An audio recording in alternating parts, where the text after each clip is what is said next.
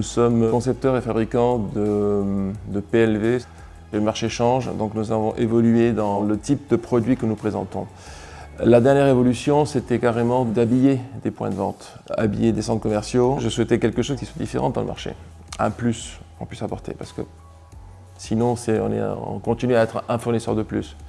Nous avons pensé à la 3D comme un complément pour les habillages. La vitesse de travail, de production et surtout la dimension que permet Massivis, ça nous donne aussi une image d'entreprise qui innove, qui cherche des nouveaux produits, de nouvelles prestations. Enfin, ce que je voulais moi, c'est quand cette idée de 3D soit très populaire, être justement dans une position très avancée sur le domaine. On a fait beaucoup de bruit, on a fait beaucoup de présentations, on a justement acquis le système une année qui était 2018, où on avait 2 salons. Après, il a fallu présenter, il a fallu visiter, et évidemment, c'est quelque chose qui doit mûrir avec le temps. En tout cas, ce qui est bien, c'est qu'ils savent que ça existe, et tôt ou tard, ils vont avoir besoin d'un élément en 3D.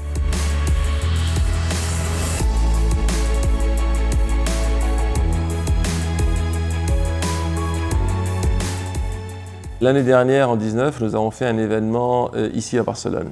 Et le but de l'événement, c'est justement de présenter les possibilités de la 3D. Et nous attendions au début entre 60 et 50 personnes, nous avons eu 140 personnes qui sont venues. Des clients, des agences, des architectes, donc ça fait boule de neige.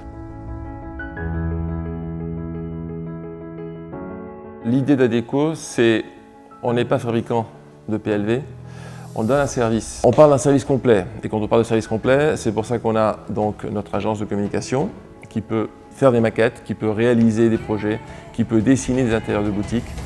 C'est là où la 3D complémente très bien. C'est toujours du sur-mesure. Et le fait qu'une société lui propose le tout, c'est un avantage pour eux. L'avantage de la 3D, c'est qu'on peut travailler d'autres marchés. Et d'ailleurs, ça nous ouvre des portes auxquelles on ne pensait pas avant. On parle d'architecte, on parle d'aménagement d'intérieur, on parle de scènes de théâtre.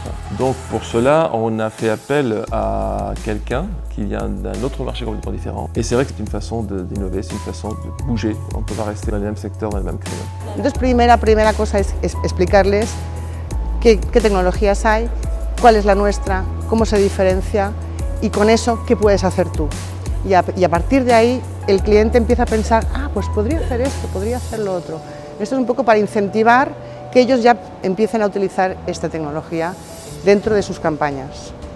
Una de las principales vías que yo he empezado es las agencias de publicidad, es decir, todos los creativos, tanto a nivel publicitario como diseñadores de objetos o diseñadores de interioristas, arquitectos, para que ellos ya incorporen esta forma de trabajar dentro de sus equipos y para que sus equipos ya empiecen a desarrollar ideas basándose en la tecnología.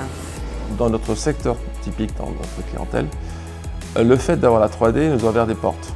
Que si on n'avait pas eu la 3D, le client, même s'il nous connaît, il ne nous aurait pas reçus. Concrètement, un groupe où j'ai été à la porte du groupe pendant 20 ans et on n'est jamais rentré.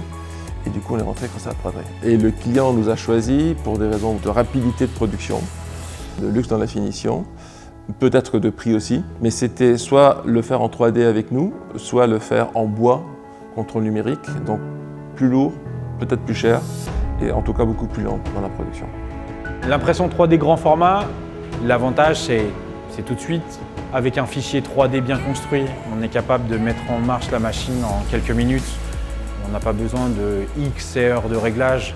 C'est quand même d'une rapidité quand même assez déconcertante. Il n'y a pas de limite au volume, il n'y a pas de limite à la forme et ça a de la tronche.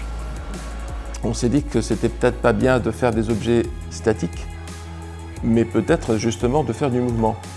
Donc la première idée qu'on a exposée dans un de nos salons ici à Barcelone, au ISPAC, c'était un pot de dernier ongle où il y avait une goutte qui tombait et qui faisait une grosse flaque. Mais je trouve que travailler le mouvement, c'est plus dynamique, c'est plus impactant.